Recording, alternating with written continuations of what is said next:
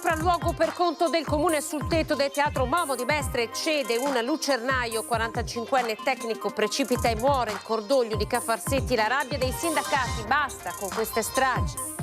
Meningite da meningococco, 55enne di Sedico nel Bellunese in gravi condizioni. In rianimazione scatta la profilassi per i contatti più stretti. 3 banditi arrestati dai carabinieri di Padova dopo che sotto l'effetto di alcol e droga hanno seminato il panico e rapinato una tabaccheria a Rubano. A pochi passi dalla scossa del 27 marzo la terra torna a tremare in Friuli, sisma di magnitudo 3.4 sulla scala Richter registrato a Tramonti di Sopra nell'Udinese, decine di telefonate ai vigili del fuoco. A Salgareda i funerali di Davis Marsone, il giovane morto a Pasquetta nello schianto di 90 di Piave, tanti gli amici che hanno voluto stringersi alla famiglia. Dopo 35 anni di servizio va in pensione il jet AMX, folla alla cerimonia nella base di Strana per salutare il caccia, protagonista di un'intensa attività operativa in territorio nazionale e all'estero. A Belluno un master in ospitalità e grandi eventi in vista delle Olimpiadi 2026, direttore del corso, l'ex campionissimo Cristian Ghedina. Il telegiornale del Veneto, buonasera, ben ritrovati. La cronaca in apertura di questa edizione con l'ennesimo incidente sul lavoro. Siamo a Mestre, al Teatro Momo. Un tecnico stava effettuando un sopralluogo sul tetto quando ad un certo punto ha ceduto il lucernaio. Il tecnico stava lavorando per conto del comune.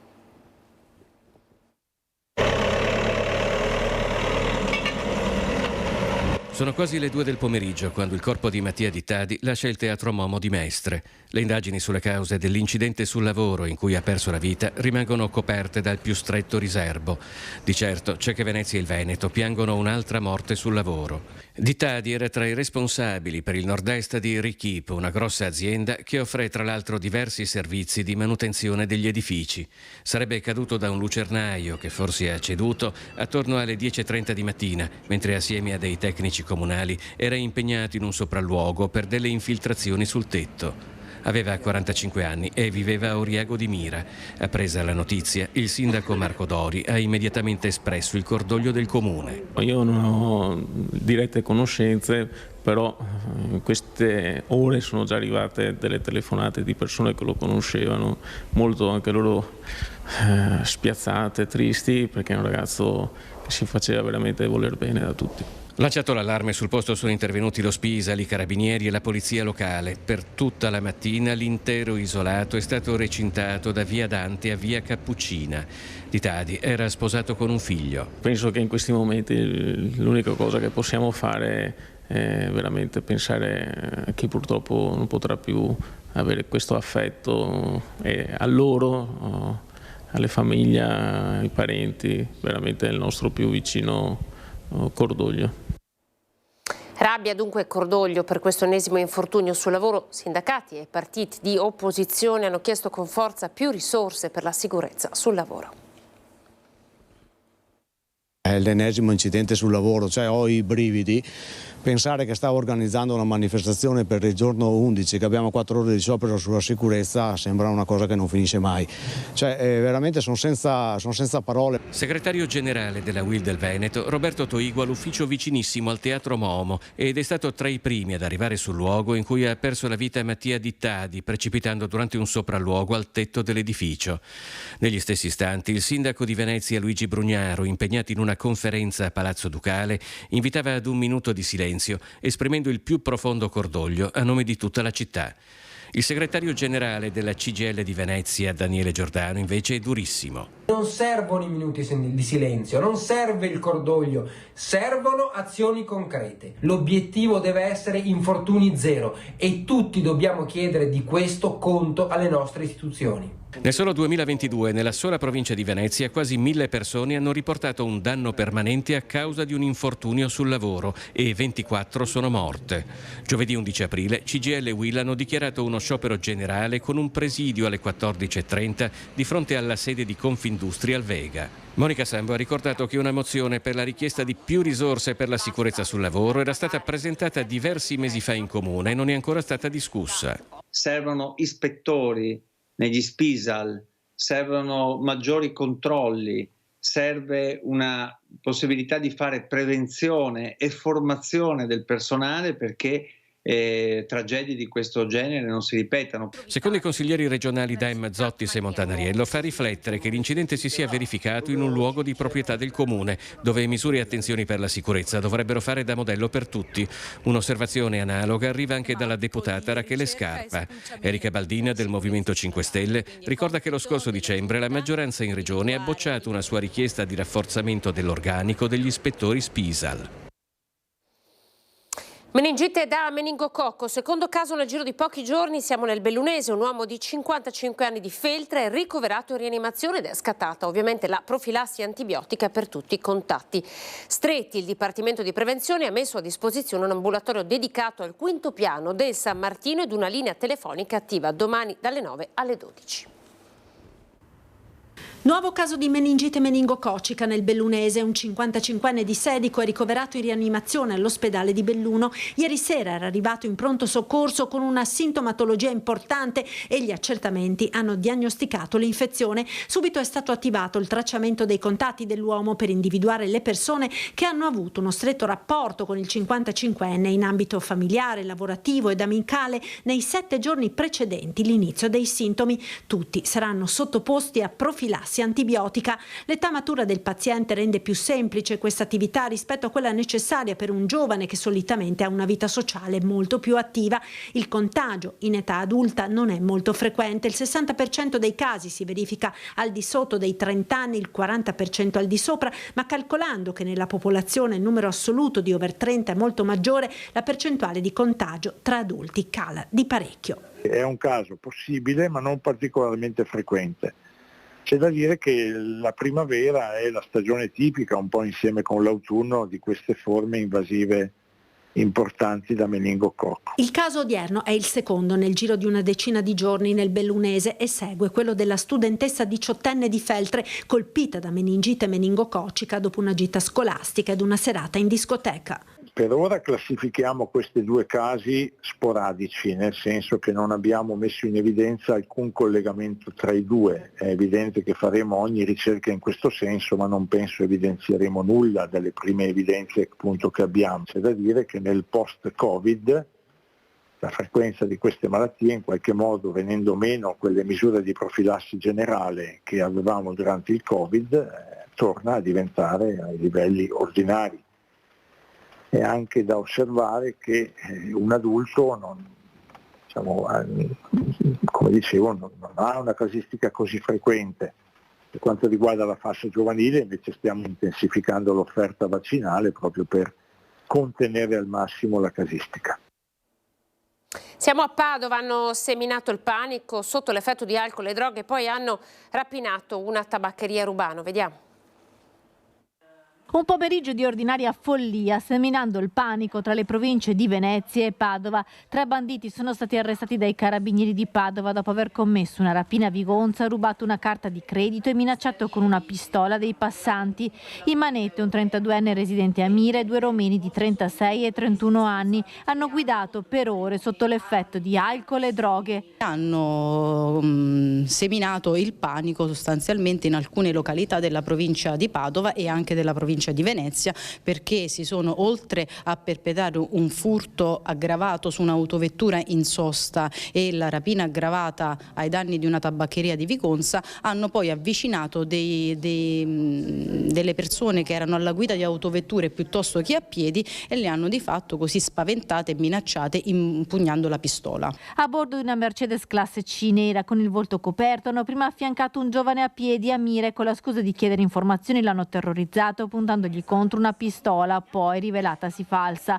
Poi sono arrivati a Vigonza dove hanno fatto irruzione in una tabaccheria. Il negoziante ha reagito e i 3 sono scappati con numerosi pacchetti di sigarette. Mezz'ora dopo il terzetto a Borgorico nell'Alta Padovana ha scassinato un'auto in sosta rubando una giacca con un bancomat da cui hanno prelevato 500 euro. La folle corsa è proseguita a Selvazzano dove nel parcheggio del supermercato lì hanno avvicinato una donna in macchina con la figlia piccola e l'hanno minacciata con la pistola. Dalle segnalazioni che abbiamo ricevuto al 112, al numero di emergenza, siamo riusciti a ricostruire tutti gli spostamenti di questa macchina, una Mercedes classe C di colore nero, con i 3 soggetti a bordo che si aggiravano per la provincia di Venezia e la provincia di Padova a perpetrare alcune tipologie di reati, travisati e impugnando una pistola che poi si è rivelata essere una pistola scacciacani. Grazie alle segnalazioni finali di testimoni che hanno notato i 3 uomini litigare in un parcheggio di Rubano e alle rilevazioni del sistema Targa System che segnalava i passaggi dell'auto,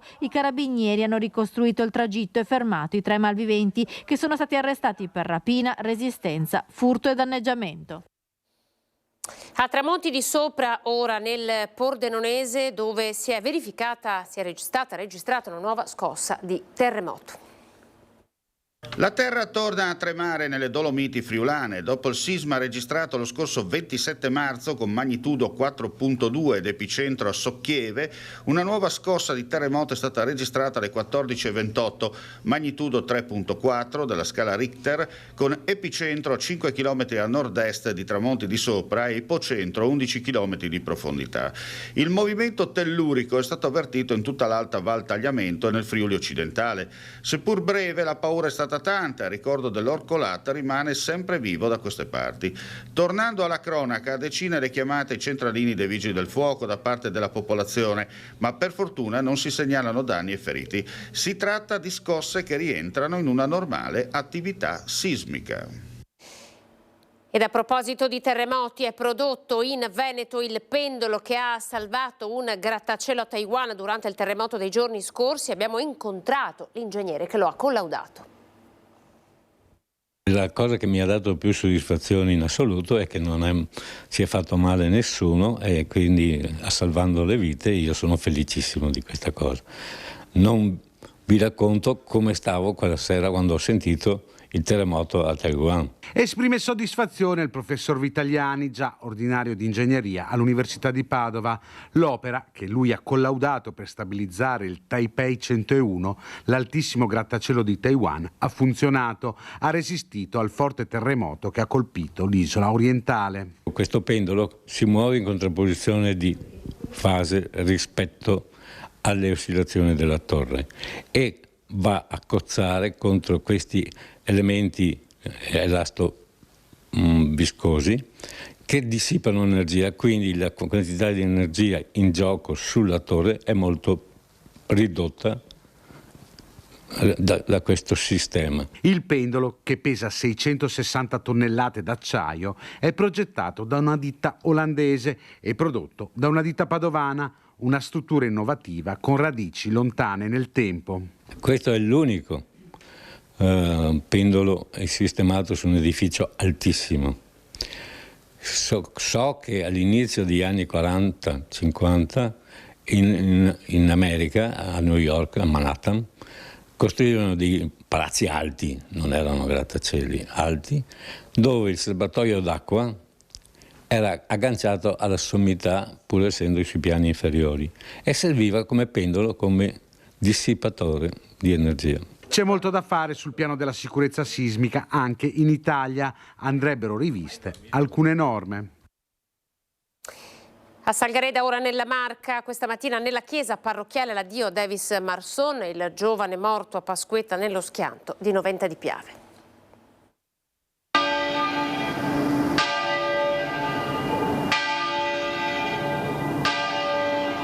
La chiesa parrocchiale di Salgareda non è riuscita a contenere le tante persone che si sono strette alla famiglia per l'ultimo saluto a Davis Marson, il giovane di 28 anni morto nel pomeriggio di Pasquetta nel tragico incidente stradale a Romanziol di Noventa di Piave. Parenti, compaesani e tanti giovani amici di Davis hanno voluto dimostrare con la loro presenza l'affetto a mamma Sonia, papà Giancarlo e al fratello Loris in questo momento di immenso dolore. Nel ricordare quanto sia stato bello per coloro che lo hanno amato aver conosciuto Davis e l'averlo avuto come amico, Don Corrado Ferronato ha fatto riferimento all'esempio evangelico del chicco di grano, un chicco, quello di Davis, caduto in terra troppo presto ed in modo inaspettato. Ma ciò non toglie che esso può portare ancora frutto. Davis credeva in modo forte nell'amicizia. Era un generoso, si dava alla sua famiglia, si dava agli altri senza risparmiarsi. Egli lascia a tutti noi questi valori veri, valori autentici, su cui si può costruire veramente una vita bella.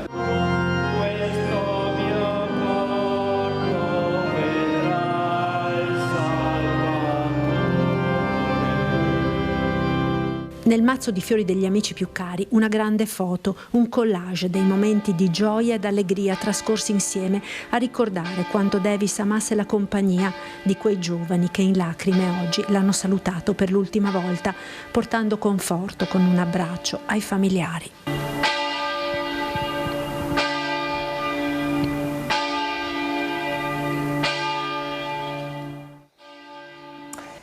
Dal molo di Pozzallo parla il veneziano Beppe Caccia, coordinatore della Mediterranean Saving Humans. Torna a parlare dell'attacco subito alla nave Mare Jonio.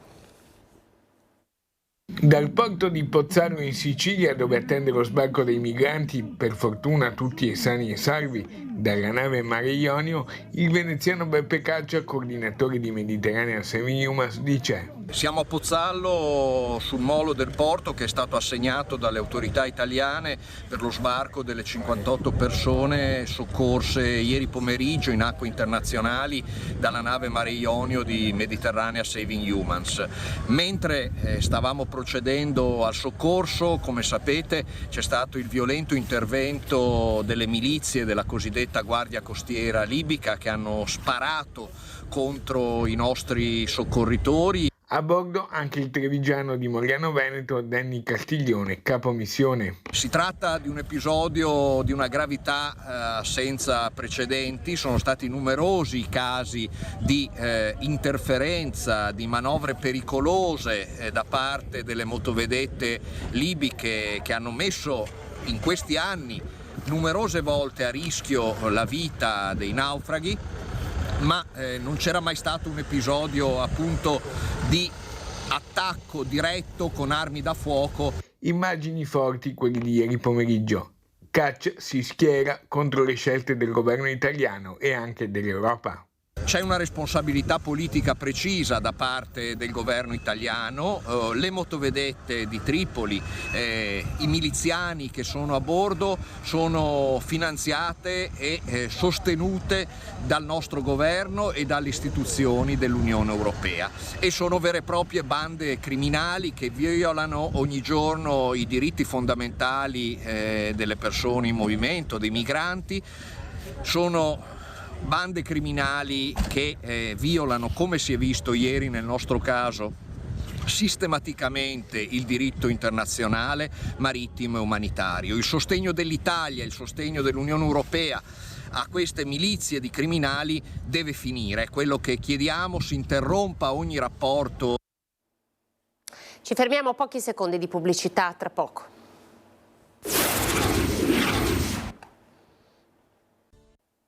TG del Veneto, buonasera. Dopo 35 anni di servizio va in pensione il jet AMX, allora con le immagini alla base del 51esimo stormo di Istrana.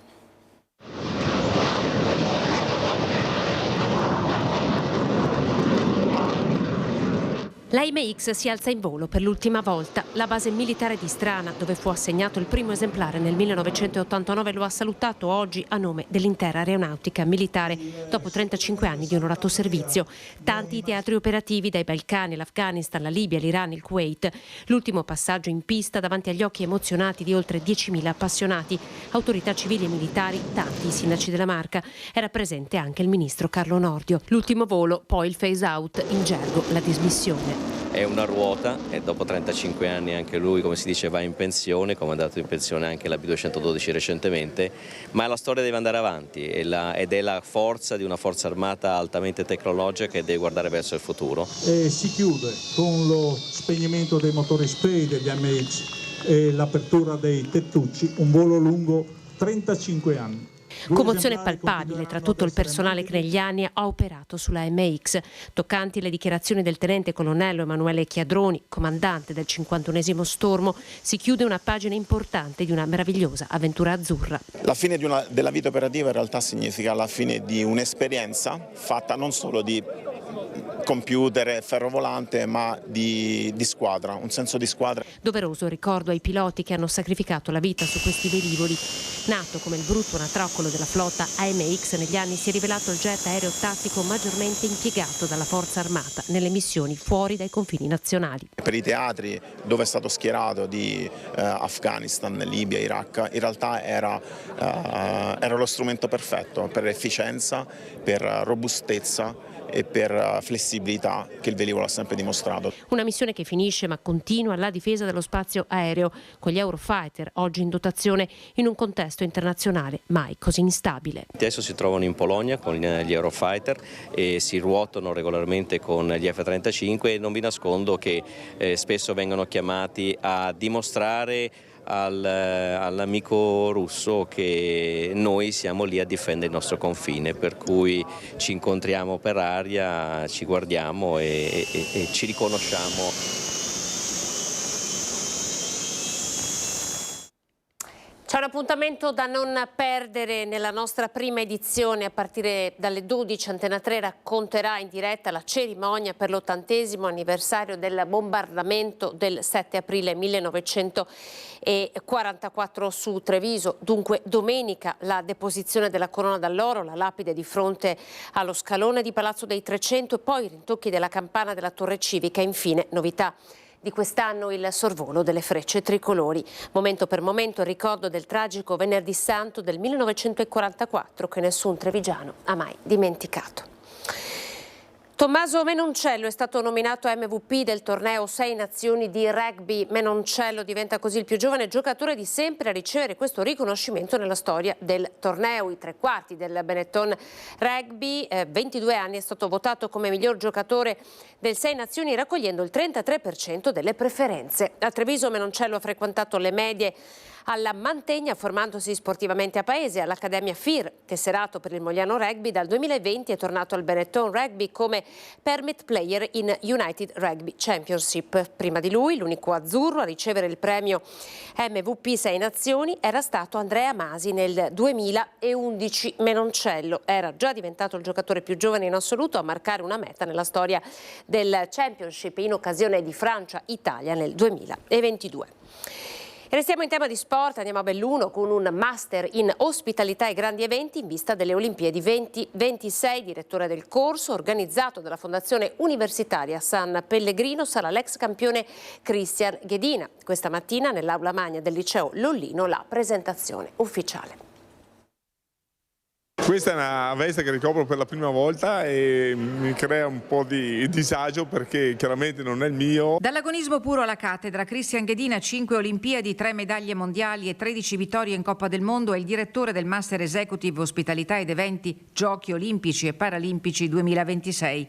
La vernice del prestigioso corso questa mattina nell'aula magna del liceo Lollino di Belluno, davanti a una folta platea di studenti che dal prossimo mese di maggio si ritroveranno in presenza e da remoto negli spazi della scuola superiore per mediatori linguistici in via Flavio Ostilio. Per ottenere un risultato, cercare di offrire inclusività e ospitalità, devono studiare e vedere per ogni settore che uno si dedica, farlo al meglio che possono, perché per ottenere il risultato devi stringere i denti, impegnarti. Il master mira a fornire gli strumenti e le competenze necessarie per affrontare le sfide logistiche, organizzative e comunicative di un evento di portata internazionale come le Olimpiadi. 100 ore complessive di lezioni saranno tenute da docenti di chiara fama, esperti nelle discipline economiche e turistiche.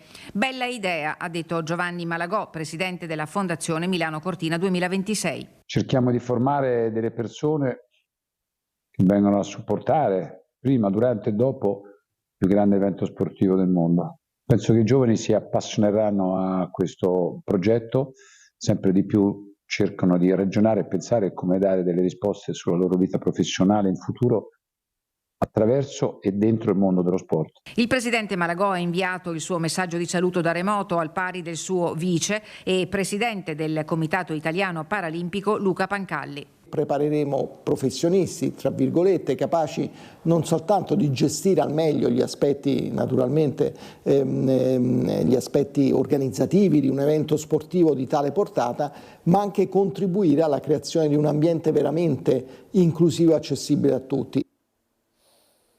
Siamo in chiusura, dunque ci sono come sempre le previsioni del tempo. Grazie per essere stati in nostra compagnia, arrivederci.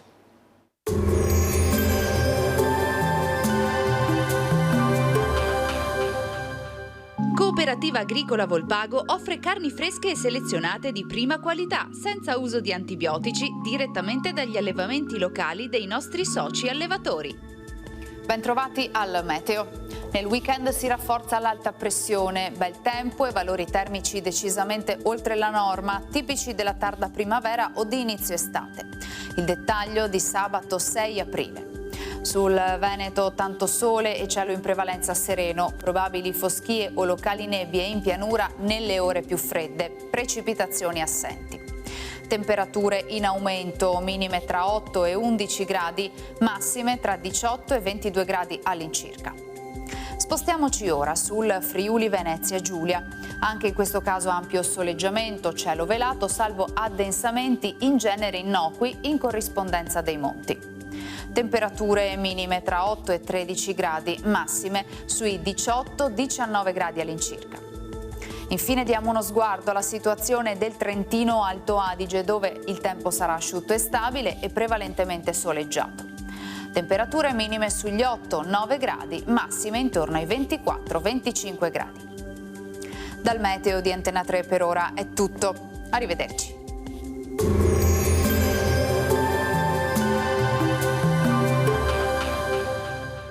Cooperativa Agricola Volpago offre carni fresche e selezionate di prima qualità, senza uso di antibiotici, direttamente dagli allevamenti locali dei nostri soci allevatori.